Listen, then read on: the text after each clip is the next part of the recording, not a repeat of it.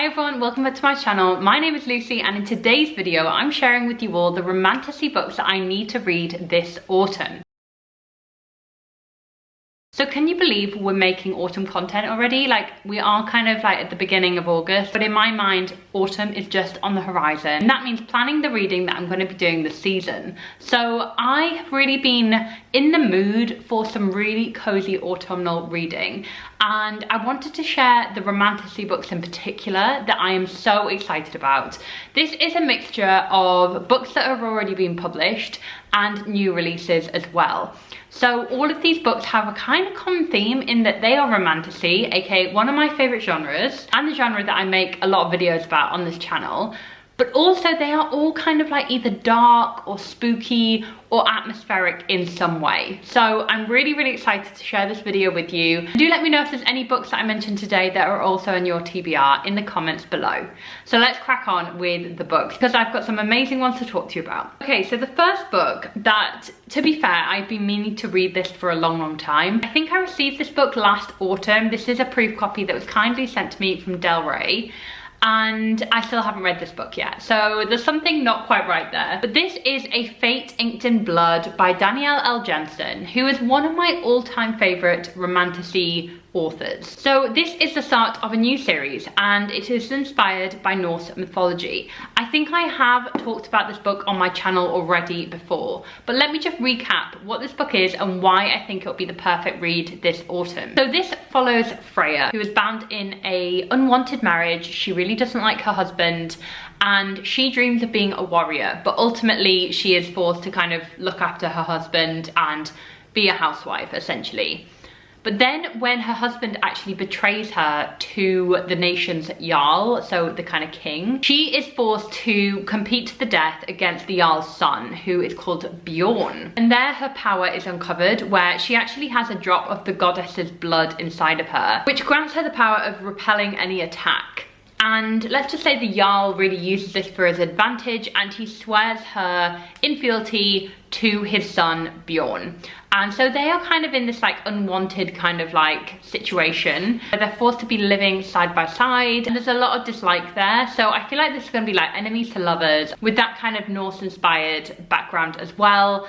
And I have heard nothing but amazing things about this. And Danielle L. Jensen genuinely is one of my favorite all-time authors. She's the author of the Bridge Kingdom series, which I talk a lot about on this channel. So I can't believe I've not yet read this book. Like, it is shocking to me. But I do think this will be perfect for autumn because I feel like it would have that kind of autumn wintry vibes. Like, this is obviously set in a world inspired by Norse mythology. That part of the world is like kind of Scandinavia, and I feel like this is just going to be so atmospheric and perfect. So I'm really keen to read this. There's obviously something very magical about this, which is perfect for the autumnal season as well.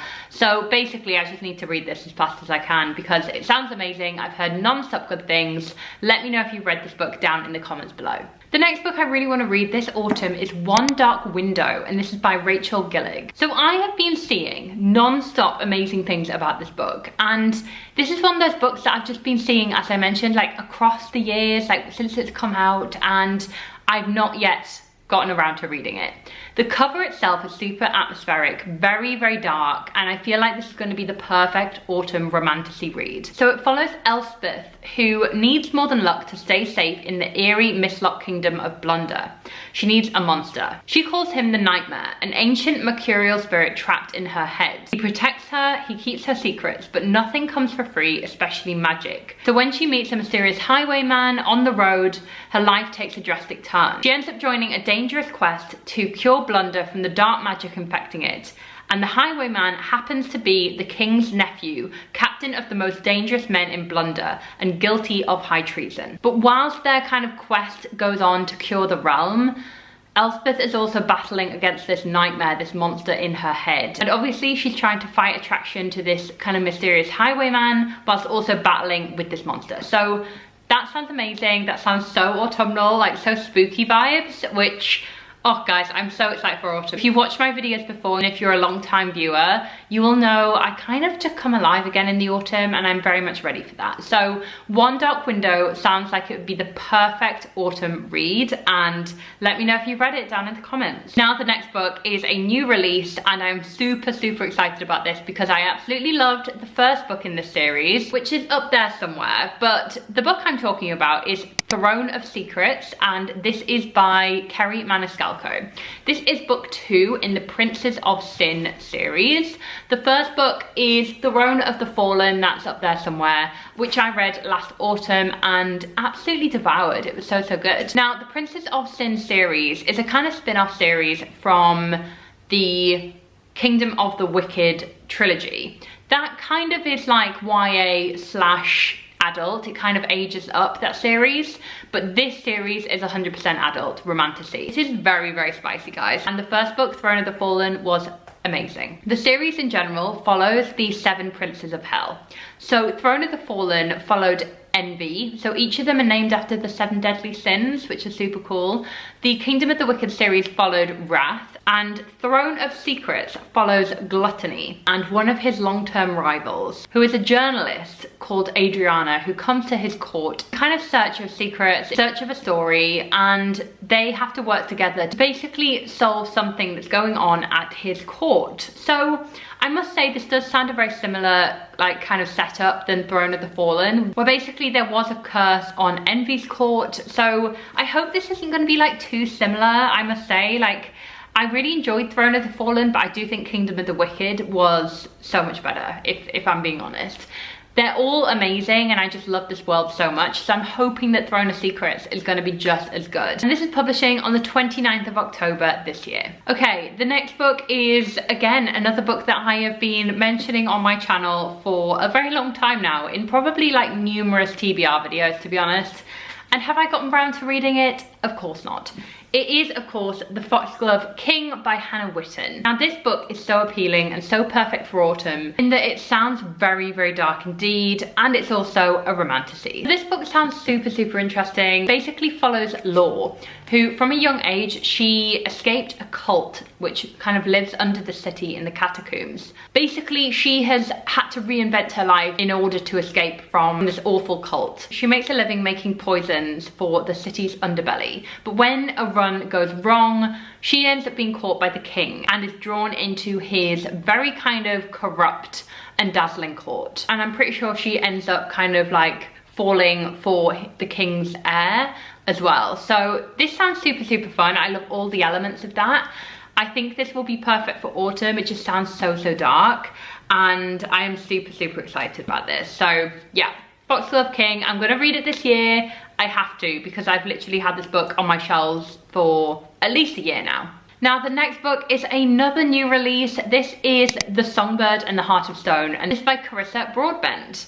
So this is the latest book in the Crowns of Nyaxia series, of which the first book is The Serpent and the Wings of Night. Now if you've been watching all of my romantasy videos, you will know that I've kind of become like unknowingly obsessed with this series. Like, I don't think I rated the first book in this series very highly at all. Like, it was good fun romantasy. Was I shouting from the rooftops by any means? Probably not. But then Carissa Broadbent has really surprised me with her kind of spin-offs to the series. So there is Six Scorched Roses, which is a novella in this world, and that book blew me away. It was so good, and now I just want to finish off this series and see if it improves, basically, because I didn't really love the first 2 books in the series that follows Aurea and Rain as the kind of main characters here. So if you've never heard of this series, it is vampire romance, and they're basically 2 warring vampire species, I guess. There is the Hyaj vampires and the Rishan vampires, and they're basically enemies, and that's kind of what the series is based around. In the first and second books, we are introduced to a character called Mish, or Mishe. I don't know how you pronounce her name. Mish. Anyway, we know that she basically was turned at an early age to become a vampire, and that's kind of traumatized her, because turning is not a pleasant experience. It's quite a traumatic experience that most people end up dying in this world if they try and get turned to become a vampire. So Mish meets somebody called Asar, I think that's how you pronounce his name, who basically forces her to help him on this quest in order to resurrect the god of death. Now, the gods play a big part in this series. If you've read book 1, you will know all about that, but the gods are kind of like this, I don't know, there's like loads of different gods, but they all have their own agendas and they're all kind of warring against each other. But then Misha's god, who was the sun god before she was turned, so the sun god was, you know, before she was a vampire, was who she kind of aligned herself to. In a secret meeting with the sun god, he commands her to kill the god of death that Asar is trying to resurrect. So this new installment sounds amazing. It sounds a lot of like betrayal, backstabbing, but also romance. I imagine those two are obviously going to grow closer over this journey, and I cannot wait for it because I think Carissa Broadbent does romance super well. And also I just think these books are perfect to read in the autumn. Like, there is that kind of darkness, there is spookiness around the vampire romance, so perfect. I am very much looking forward to this. I think this book comes out in November as well. Now, the next book I have been seeing kind of like everywhere, and I would love to know if any of you guys have read this book. It is called Phantasma and it's by Kaylee Smith. So this is kind of like a horror romantasy vibe. That's all I can say. Like, the description sounds super interesting, very, very unique compared to what I've read in the romantasy genre generally. So it says, welcome to Phantasma. There are only 2 rules to the game. Stay alive and don't fall in love. When Ophelia's sister disappears, there's only one way to save her. She must enter Phantasma, a deadly contest inside a haunted mansion, and claim its prize, which is a single wish. So it says she'll face 9 challenges, each more dangerous than the last. There can only be one winner, and the other contestants will stop at nothing to eliminate their rivals. But just as Ophelia's fears begin to overwhelm her, a mysterious stranger offers her a bargain. Charming, arrogant, and infuriatingly attractive, they always are, Blackwell claims he can guide her through the lethal trials ahead.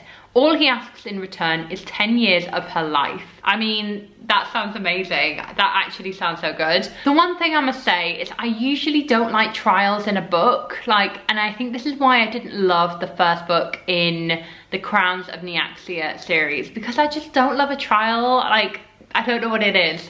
Although this sounds a bit different because you're literally in a haunted house and there's all these monsters and stuff like that. So this is kind of like horror romantasy, which I don't know if that is even a thing, but I'm kind of here for it, and it's perfect for autumn, like spooky season.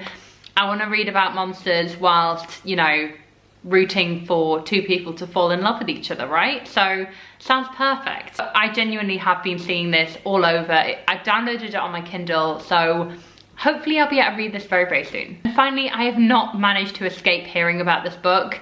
This has come out fairly recently, and this book is When the Moon Hatched by Sarah A. Parker. Now, the one thing I must say about this book is it sounds a bit confusing. The plot from the Goodreads description is so convoluted, so I am a little bit hesitant about this, but everyone's been raving about it, so I'm kind of just like, you know what, we'll see what it's like. So let me just read you what it's about. The creators did not expect their beloved dragons to sail skyward upon their end, to curl into balls just beyond gravity's grip, littering the sky with tombstones, with moons. They certainly did not expect them to fall. As a valued elding blade of the rebellion group Fur de Ath, hopefully I pronounced that okay, Brave's job is to kill, to complete orders and never get caught. When a renowned bounty hunter is employed by the crown to capture a member of the Ath, blood spills, hearts break, and Rave finds herself at the mercy of the Guild of Nobles, a guild of jewel-beaded elementals who intend to turn her into a political statement. Only death will set her free. Crushed beneath a mourning weight, Khan Vagor took the head of a king and donned his melted crown. Now on a tireless quest, his hunt for a moon shard lures him into the belly of Gor's notorious prison, where he stumbles upon something that rips apart his perception of reality. It's described as a fast-paced romantasy for fans of witty banter and strong, sassy protagonists. Like, all that sounds great, but oh my lord, is that like a lot to take in? There's like a lot of big kind of like words there, which I'm just like, okay, sure. Do let me know if you've read When the Moon Hatched. It sounds utterly magical, like completely escapist, and I really do hope that it lives up to the hype, because like I have seen some mixed things. I was watching Chandler Ainsley's vlogs and I know that she didn't rate this. Do let me know if you've rated it and what you thought. I'm really hoping to read this over autumn. I think it will be the perfect kind of like magical, escapist and atmospheric read as well. So I am pumped about this. This is obviously quite a current romantasy book that everyone is raving about right now. So guys, that is it for today's video. I really hope you've enjoyed this, and do let me know what romantasy books are on your autumn TBR down in the comments below. Thank you so much for watching this video, and I do hope you enjoyed it, and I'll see you very soon in my next one. Bye.